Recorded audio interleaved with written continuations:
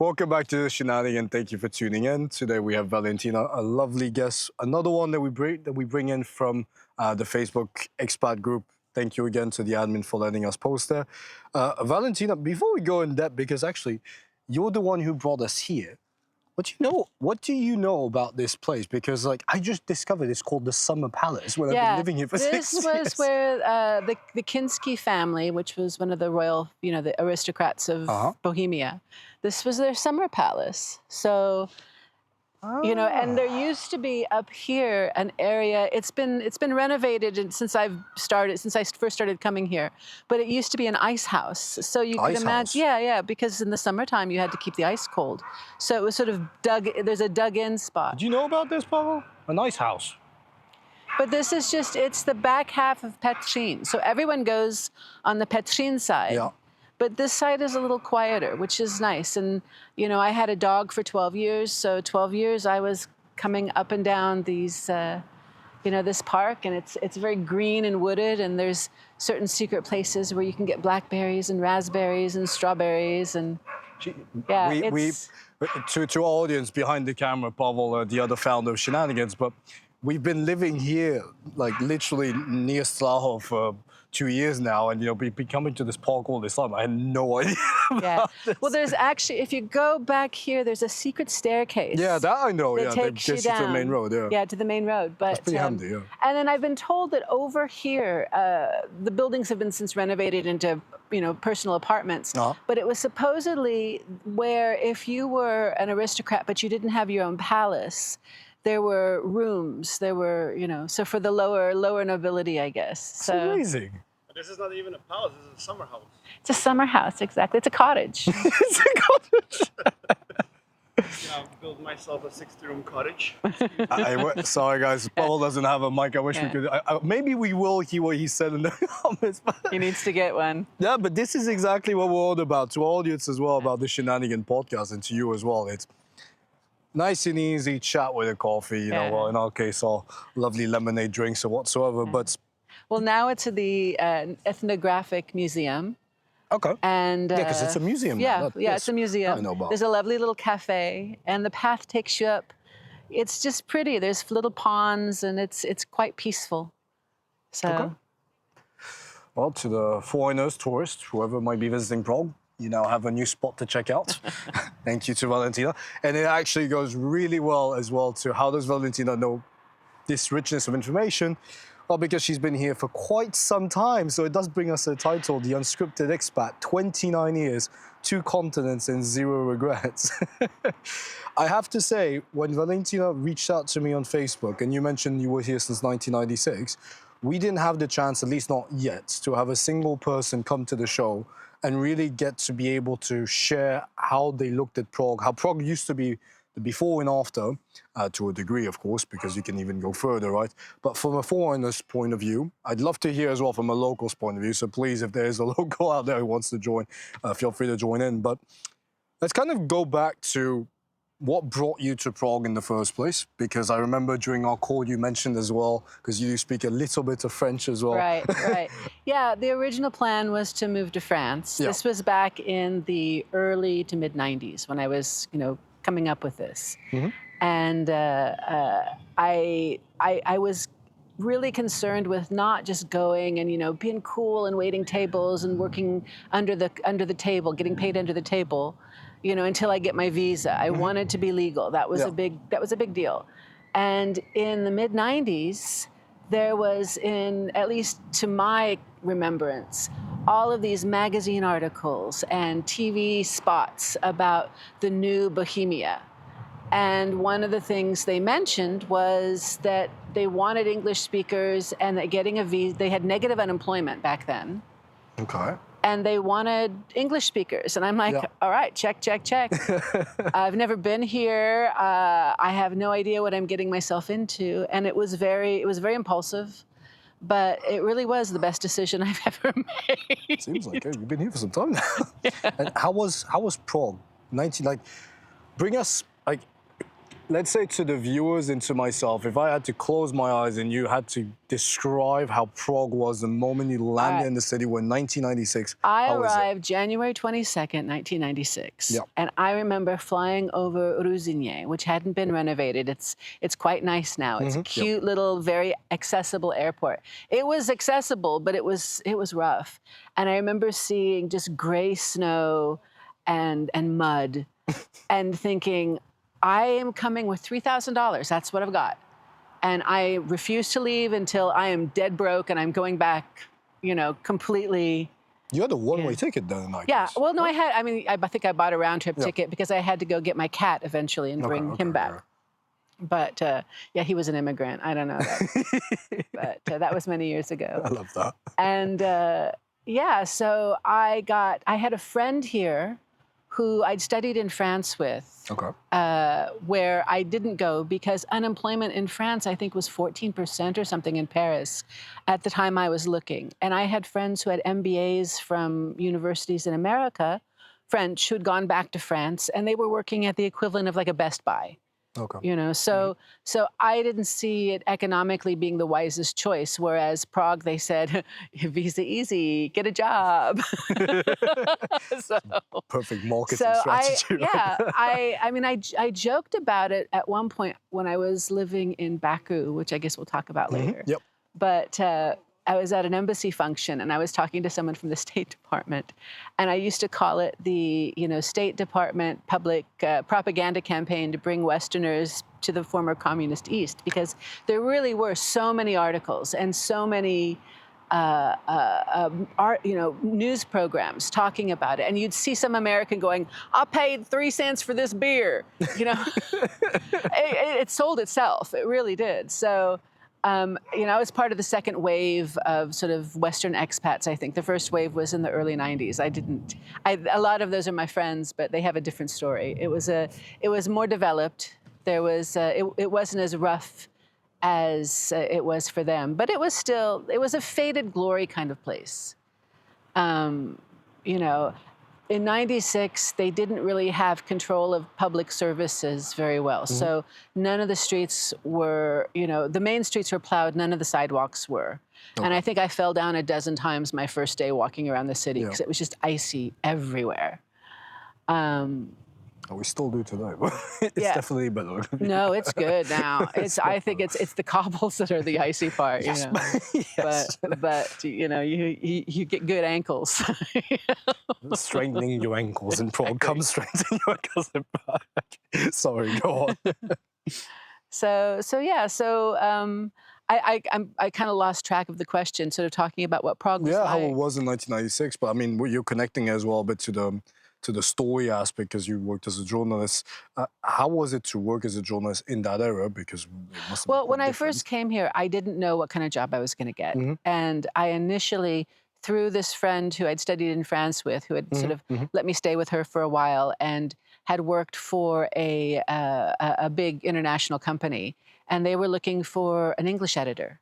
Ah, okay, so that was a And connection. so Okay, I fell into that quite quickly, which put me at a pay scale that was far above the average English teacher at the time. Okay. But still, life was cheap. 10,000 crowns in a month. I knew people living in off Old Town Square. Things weren't really renovated, but there were some beautiful. The rents were nice back then. Oy. Topic for another podcast. Yeah.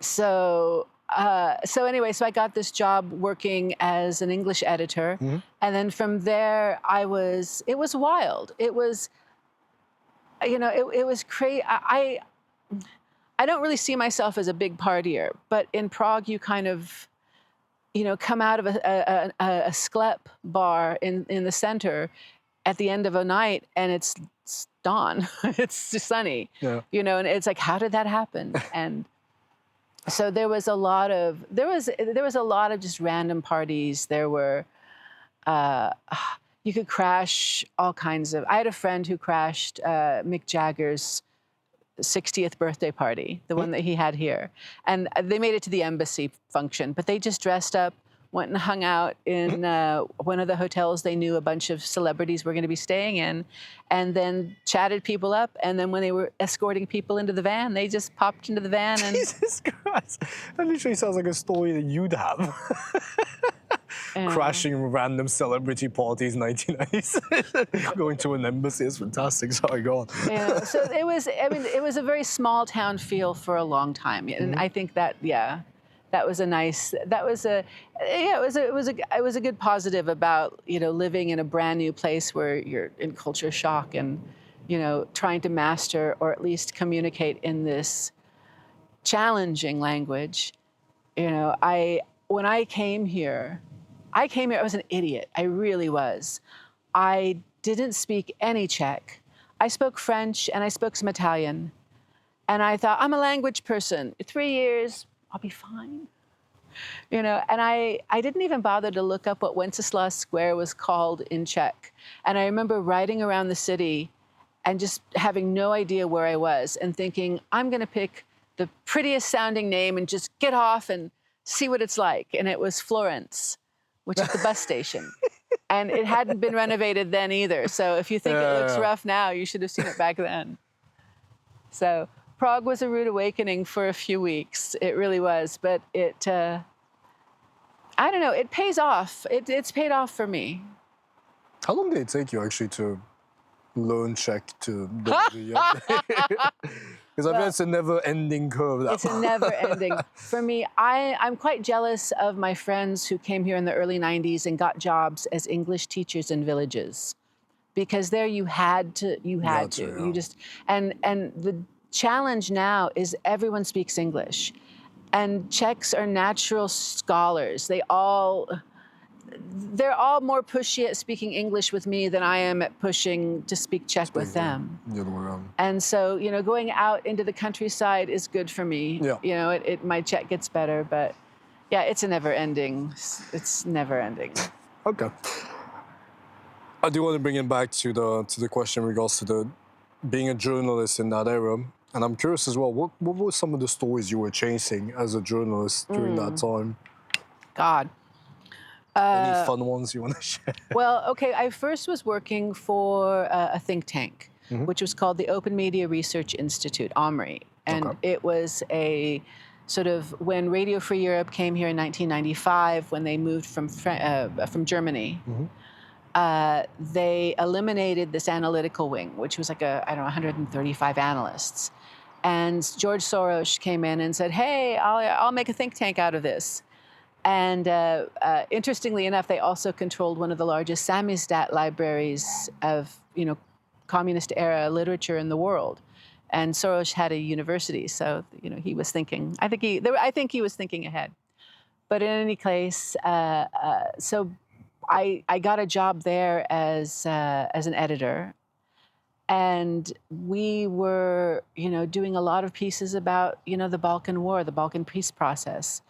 It was a great learning experience for me as an American. I used to tell my students that learning about the communist world, you had a sort of one paragraph of a chapter in the back of your history book or your social studies book, and it was just life was miserable here and people stand in line for bread, and that was about all we knew. So it was a great learning experience for me, just getting a grasp of what the post-communist transition really was for this part of the world. And I think back then you saw a lot more clearly, because the concepts of democracy, the concepts of civil society and what it's supposed to do for you were, I feel like nowadays people are much more cynical. And back then there was a lot more hope about what could be accomplished. So it was kind of an exciting time to follow that, sort of the change. Havel was president, then he wasn't president, then we had various, technocrats and Middle Europe politics. The Roma issue was a big thing for a while. there was a dispute over a wall in a town in North Bohemia. That was something I remember we followed a lot. And this was working more as a journalist. Yep. So, yeah. And how was it for you being, let's be honest here, a foreigner, a woman in this field?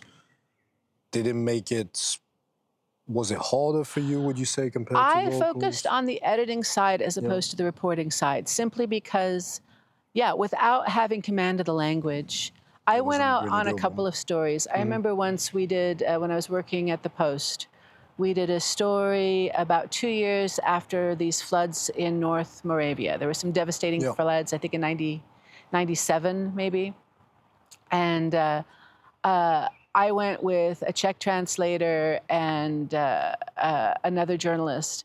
And you could feel there's a wall when you can't communicate with someone in their language and you have to work through a translator. So I thought it was better as an editor because then I can sort of take what's been written, ideally by a local who can connect with the population, with the story, I think at a different level. And then my job is to filter it for an international audience, to put context in that, if you read it in the Czech press, they wouldn't read. Okay, I see what you mean. Okay. And how are you managing to balance the two? Because on one side, of course, you had the editing, the reporting, and you were building your life as well in the process. You traveled 10,000 I was a big kilometers. chaotic mess. Come on, it's the expat life, I think. How did you navigate it? I didn't. I just sort of, like pinball, you get bounced off of one thing. I, wound up, over time I was working for smaller press or more business-oriented media. And, some of them were quite good. I mean, the stories that we wrote were they served a good purpose, I think. They weren't, it wasn't PR, which there's a lot of that now, There always has been, but now particularly. I decided I was going to take a month off and take an intensive Czech class and just become a journalist. And then someone called me, an old journalist friend, and said, hey, there's this guy who wants to leave his job at a newspaper in Azerbaijan. Are you interested? Here we go. So learn Czech, go to Azerbaijan. I went there. We always have an excuse not to learn Czech. I had to go to Azerbaijan by just right on the month of intense course. Yep. So let's get into that. So Azerbaijan, this person leaves his job. They need a replacement. Your friend calls you in. Had you been to Azerbaijan before? Did you know anything about it? Well, I'd been to Turkey. Okay. And there are different cultures, different languages, and in fact, it's similar. But usually, if you say something in Azeri in Turkish, it sounds like either whimsical or sexually filled with sexual innuendo. So they are different languages. But I remember I went to Turkey on a holiday by myself, my first solo holiday, and it was the most extraordinary time. I met Turks. It was wonderful, and I felt so warm. So when the concept of Azerbaijan came, I did a little, because I'd worked for this think tank, so we'd had covered. Yep. I knew about the Karabakh War. I knew about the Aliyevs. I had some general understanding of it, but I was just like, okay, why not? I did this for Prague. It worked out. I'd been here for 7 years. People had been asking me, are you going to stay? And I was like, sort of at that crossroads, like, I don't know. I don't feel like I have roots, but at the same time, I've been here. I've built a life of a sort. But then this opportunity came, and it was like, I'm off. So I did. I like it. And you were in Baku. I was in Baku. Yeah. And I was there from 2002 to 2004. Okay. And it was the Wild West time there. It was sort of, I would say maybe you might compare it a little bit to Prague in the early 90s that I missed. Baku, this is post Viktor Kozheny, who is, if you're Czech, you may know the name Viktor Kozheny. He's known as the Pirate of Prague. He was the first big scam artist when they had the privatization period, and he, you know, swindled a bunch of old people out of their privatization certificates, made a bunch of money, went to Baku, lost his shirt because he was trying to cheat American senators and whatnot. So he's now in a gilded cage in the Bahamas. But so coming to Prague, it was from Prague to Baku was kind of funny because I knew people who were like, oh yeah, I used to go to Victor Kojani's parties. He had great parties, you know, lots of caviar. Nice guy. Okay. And so how long did you stay in Baku in the end? 2.5 years in total. 2 years, okay. Then it wasn't good enough. You decided to come back to Prague. Or what happened there? It was a great adventure. I have no regrets about it. I started off running a little weekly English language weekly called the Baku Sun. Okay. And you know, it was a lot of being kind of like a teacher because I tried to have as many local reporters as I could. But, you know, they would write stories like, President Haydar Aliyev gave a speech in front of the Palace of Hand Sports today on Monday, you know. He said, you know, and it was just, so you had to sort of get them to think like a journalist. And so that was, you know, I loved that job. And I managed to travel all over the country there. And it's beautiful. They have 7 different climatic zones. They have mud volcanoes. They have mountains. They have, you know, like all these different cultures, like so many different languages. So it was a great learning experience for me, but it didn't feel like home. And every 6 months, I came back to Prague.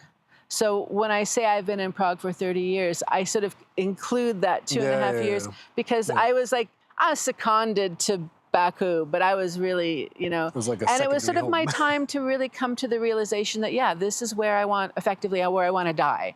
You know, not soon, ideally, you know, but this is this is my place. And I had discovered right before I moved here that I have Czech roots. So that was sort of an exciting thing to find out when I from which side? My mother was quite old when she had me. She was 47. Okay. And she was the youngest in her family. Okay. And so she didn't really know a lot other than my grandfather emigrated from Vienna. Ah. But he was a Havel. Yeah. And he emigrated under the Empire.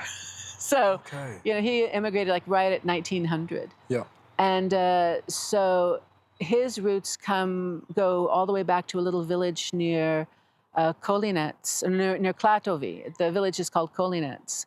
So, yeah, so I kind of feel like maybe I was supposed to come back here. I don't know. An interesting connection, though. Yeah. Right. So you come back to Prague, and now we're kind of entering as well the pivots when it comes to your work itself. Yeah. Commercial, legal editing to teaching, if I understand correctly. Yeah. It was, well, I had started working for one of the English language papers, which is now defunct. It was sort of on its last legs, and the management was a real mess. And I couldn't seem to get a work permit.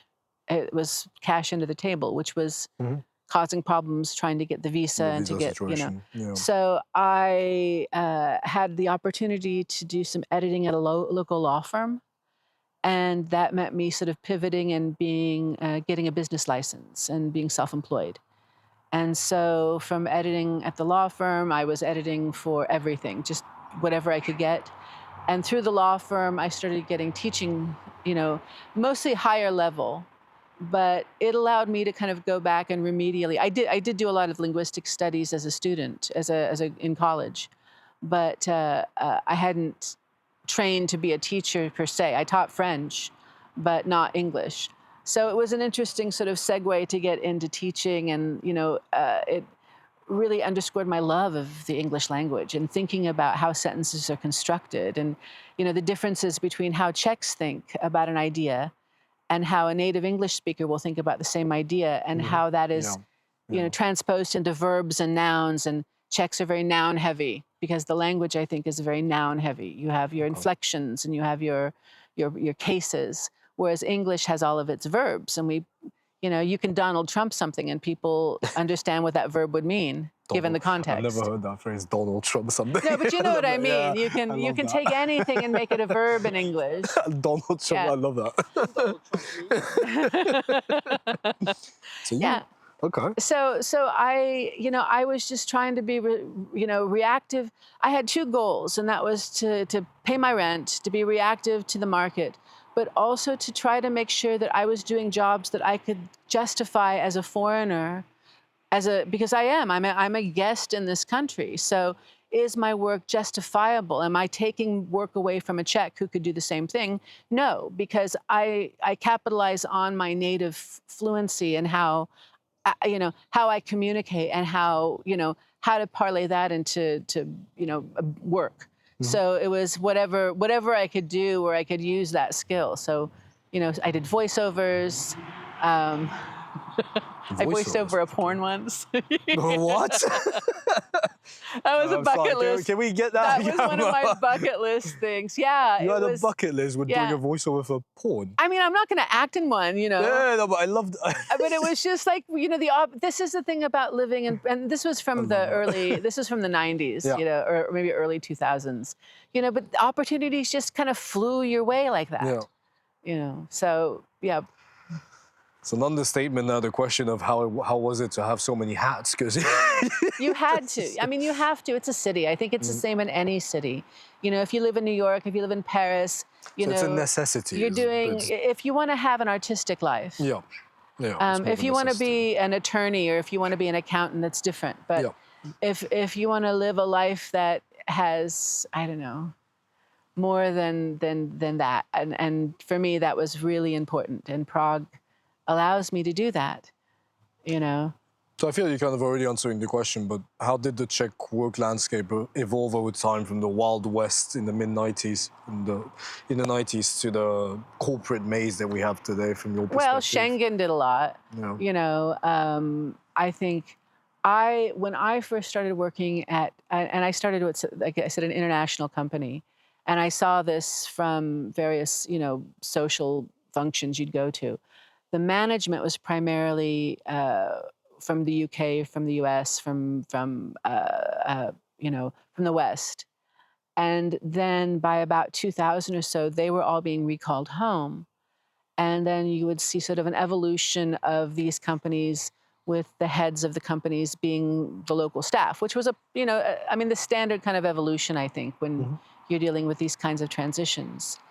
But so I don't know. I think it's just become very European.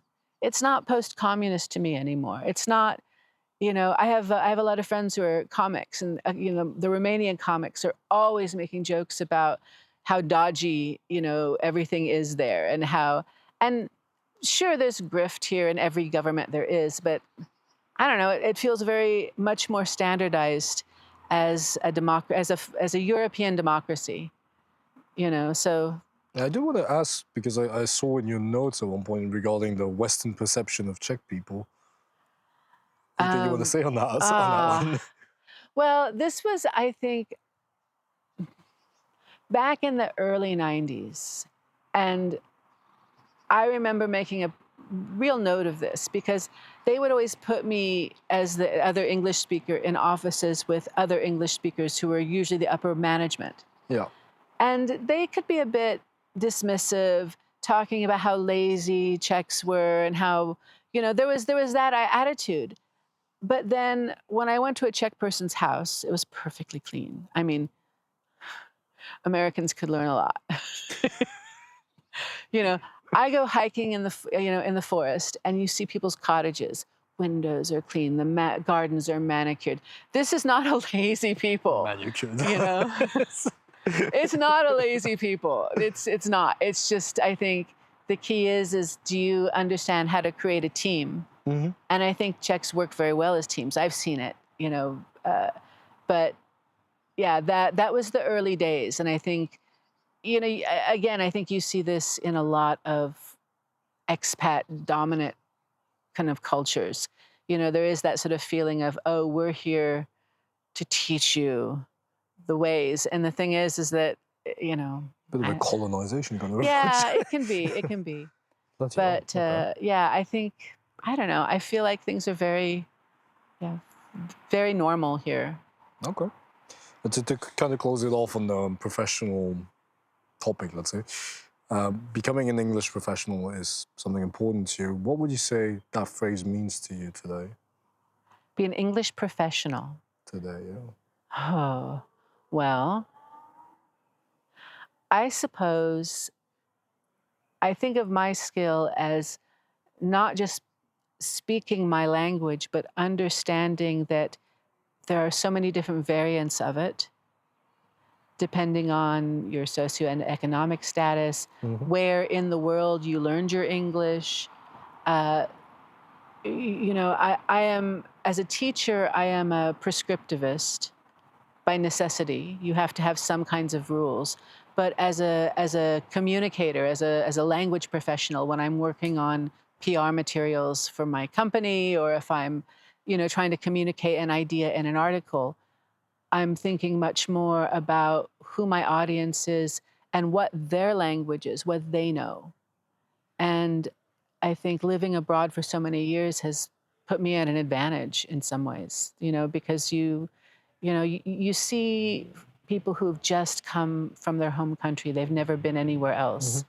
And I find often there is you can be speaking the same language, but I don't think they hear me or they understand. So that's an English professional, someone who knows that your dialect is only one of a million, and I was gonna say, yeah. and you know, communication is basically just throwing mud at people and hoping some of it sticks. Yeah. Communication is basically It throwing mud at is. I mean, someone and hoping think it about, sticks. I love you it. know, it's such a, It it's, is. I just haven't thought of it that way. Yeah. It's a very good point.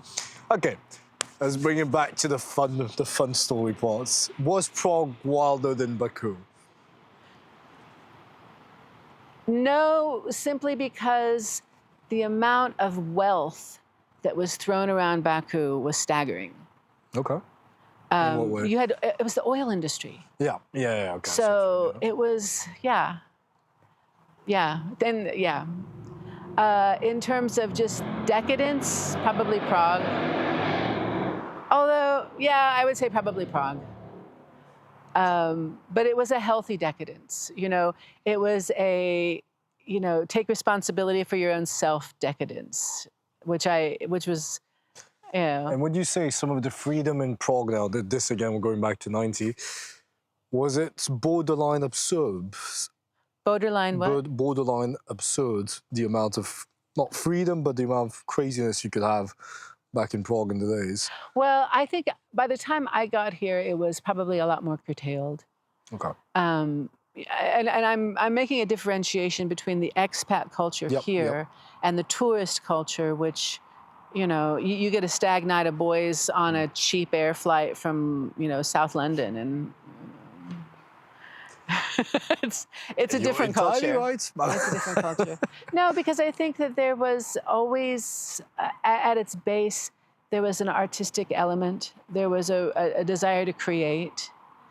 Some people actually did, not everybody. You know, I think I gave you a quote by my favorite Czech writer, Jan Novak, which is John Smith in any other language, right? So he is a Czech who emigrated to America at 16. I think he made his name being a biographer for, he did Amadeus. Anyway, but he wrote this book coming back in the early 90s about he and his wife taking their kids back, and his observations, which are, I think, unique because he was bicultural. He'd grown up, he wrote in both Czech and English fluently. He thought he could translate what he saw. Yeah. And he said, for the foreigner, for the expat here, Prague was a place where if you wanted, you could live your dream self cheaply. And I've taken that, it was so true. And, you know, he goes on to this, you know, read little Kafka, smoke to your heart's content, you know, wade in monumental cholesterol and feel guilty or bad boy heroic, you know, and at the end it's like, or become a drinker with a writing problem, which I think in many ways, you know, you had that element. And, you know, there's always going to be a certain number of people who are going to drink their way through or other things. But then there are people who have created. And I think you can look, there's been a fair number of creative things that have come out of this culture. Yeah. And looking at it from an unfiltered approach, when it comes to your own personal stories, are there any that you would say are some time capsule? Because I was reading your notes and I have already so many questions between party at some castle in the countryside with Central European, witches' night on Petrine Chicken Day, drunk counts and countesses, leaving smoky Czech pubs, yeah, because you could smoke back in the day. Yeah. Is there any one that really like grabbed you as a time capsule? Well, okay, 1996, the pub under the James Joyce. Okay. This was a Czech pub, like a hospoda, complete with its Heiselbaba. You know, she was you know, the lady you had to give the money for the toilet. She was, anyway, this place would get so smoky, you could literally see the separation in the smoke. Jesus Christ. Yeah. Okay.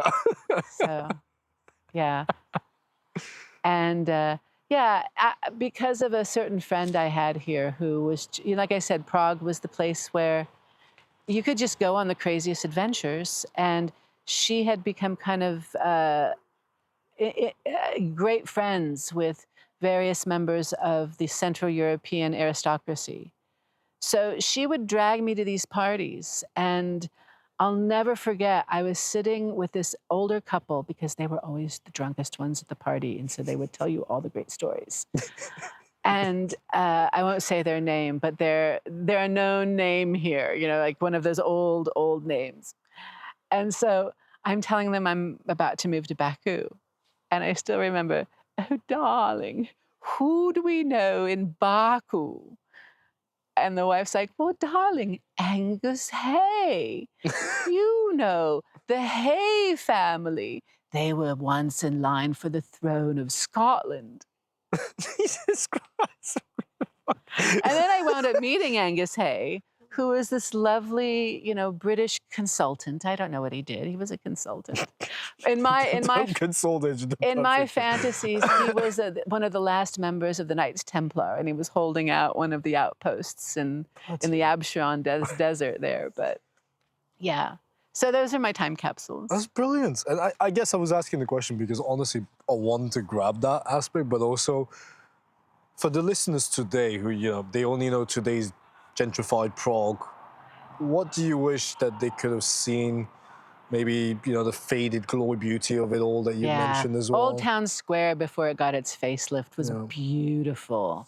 It was just faded and a little bit dirty and not so touristed, and that was lovely. I think you mentioned at one point you could walk on the Charles Bridge. It was pretty much empty, wasn't it? My 31st birthday, I went across it at dawn, and I pissed off a lot of photographers who were looking for that perfect dawn photograph, but they got me strolling across because it was my birthday, you know. So that I think I mentioned, you know, in you know, various points, Havel was just a man of the people. And so I could be walking down. I still remember walking down the street on Wenceslas Square, and I look up and I make eye contact with me, and I'm just like, and he just kind of gives me a little twinkle and just keeps walking by. Nobody accosts him. Nobody asks for their autograph. I'm sure there's Secret Service around, but you don't see them. He's just going for a stroll. That's brilliant. You know, another time I saw him giving an interview in Letna Park, and you know, I'm just riding my bike by, and there he is with his dogs, and you know, that was, you know, I don't think you do see like Petr Pavel, the president now. You saw him his motorbikes and so on.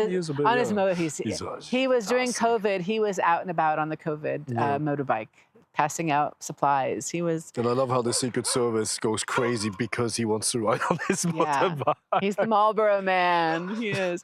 And But, he was at the Springsteen concert with his little clip-on beer. So, I think that is more of a trend here. But it's a little more celebritized here now. I feel. There's been a hype around it, definitely. And, I mean, I think for our guests, they're going to be surprised when I say this, but it wasn't that natural to you to just appear on a podcast to take on, these crazy things, which brings me to the question of facing your fears. My friend, you mentioned the New Year resolution, which I'll let you. Yeah, my friend John Malfronte is the one who flagged me to your post. And because I had decided, I do New Year's resolutions every year. And this year, I decided to take on the face your fears. And the idea is the minute I see something that immediately makes me go, oh no, fuck, I have to do it. Okay. So I signed up for a stand-up comedy workshop this year, which I did my student show. I did a few open mics. I want to go back to it. I haven't yet. We'll see. And I'm singing in a cabaret burlesque, which just sort of evolved out of singing in a choir, meeting people. I have this lovely French friend who goes by the stage name Amy Van Baguette. Amy Van Baguette. And she's been winning burlesque awards all over Central Europe. Okay. Well, Europe, I guess, as well, because she's been going to Edinburgh, the Fringe Festival. But her burlesque is much more whimsical. Mm-hmm. She's French, she's French and Colombian, but she's mostly French. So, and she had some dancers drop out a few months ago, and she asked me if I'd come in and sing with her, and I said, oh, well, okay. So now we've done it. I think this is my 4th or 5th one I've done. I love that. It's a good reminder that age is just a number. It is. 60 is the year to. I gave a big speech at my 60th this year, and it was that I have accepted the fact that I am transitioning out of late middle age and into early old age, and it's made me focus a lot more on just the finality of things. That time is. It really does have a value. And if you don't do the things that you thought would be kind of cool, but you're just a little bit chicken shit, you're going to regret it. And, I don't want to have regrets. I love that. I think it's a good way of bringing us to the closing scene with 2 questions to finish it off. The first one being, what would you tell yourself? So visualize yourself, you're on the plane flying from the US to here. You've got your $3,000. Yes, it's not technically a one-way, but we're kind of in that mentality. What would you tell that person, that younger person, sitting on the plane? Spend more time enjoying it as opposed to worrying about what's going to happen next. That would be definitely, because I wasted a lot of time worrying, That's fair. And would you say today you're properly an insider into Prague, or you're still a bit on the edge? Or do you feel like you position yourself there? Okay, I'm going to be really cheesy here. People say Prague is a city of 1,000 spires. Okay. I've always said it's a city of 1,000 villages. You can be the insider of something and then you're the outside of everything else. I would like to be better integrated in Czech society. Yeah. I'm getting there, but it's for me, it's the language thing. I need to make more friends who don't speak English, and that's a fear thing. And as you get older, it's harder to make friends, So I'm trying different ways to get in there. But what was the question? Do you feel like an insider in Prague, or still a little bit on the edge? I'm not I know stuff, but other people know more stuff, and other people know different stuff. Prague it's like little encapsulated worlds everywhere. And I think everyone's experience can be very, very different depending on where they seek. It's magical that way. It really is. was just reading here because I really like what you wrote as well here. Going back to Jan Novak, he wrote that expatriates didn't try to fit in Prague for they often hadn't fit in their own home either. Yeah. I will never fit in here in the way a Czech would, but this place, the mentality of its people really suits me. Yeah, it does. Love that. It does. I see, with big brushstrokes, of course, Czechs as optimistic pessimists or optimistic realists, sort of a gray area in between the two. And it tends to fit me in that I expect the worst so that I can be pleasantly surprised when something good happens. And I find that this vibes well here. Expect it. I love that. Okay, brilliant. Anything you'd like to add? I think we covered quite a bit, but yeah, it's a fantastic story you've got. Oh, no, thank you. This is, like I said, this was sort of an impulse. I've been around for a while, so if I can share any stories that help people along, then all the better. Yeah, even for me firsthand, discovering how Prague was before and through your eyes was really interesting for me, and I'm sure it will be as well for audience. But to audience, feel free to comment, like, subscribe. You know the drill. We're on YouTube, Spotify, Apple Podcasts. Big thank you to you, Valentina, for joining us on today's episode. Thank you very much. We're slowly burning up. Valentina's right in the sun, so I'm going to try to cut it short here. But make sure to follow, make sure to subscribe, and make sure to check out our newest episodes and our previous episode. Thank you very much, guys. Enjoy the rest of your day. Take care. Bye.